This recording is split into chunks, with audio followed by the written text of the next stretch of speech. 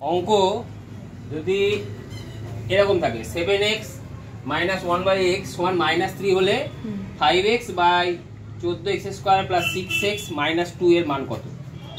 তাহলে এই ক্ষেত্রে অঙ্ক কি করবে?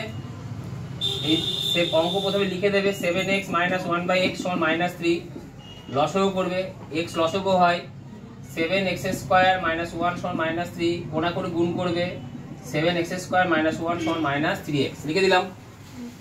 এরপরে অঙ্ক যেটা টুকা আছে সেটা টুকে দাও। কত আছে? 5x by 14x square plus 6x minus 2। 5x লিখলাম, 14x square minus 2 plus 6x লিখে দিলাম, সারি নিলাম।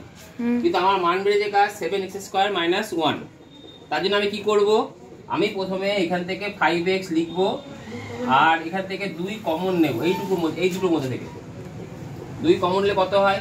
7x স্কয়ার মাইনাস 1 প্লাস কত? 6x। এবার আমি এই মান জানি কত জানি?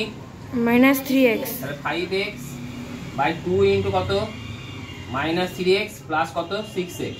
তাহলে 5x by -6x plus 6x কেটে গেলে কত হয়? নিচে কত হয়? 0। কোন সংখ্যাকে 0 দিয়ে ভাগ করলে মান হয় অসংজ্ঞাত বা অনির্ণেয়। এই হচ্ছে অ্যান্সার।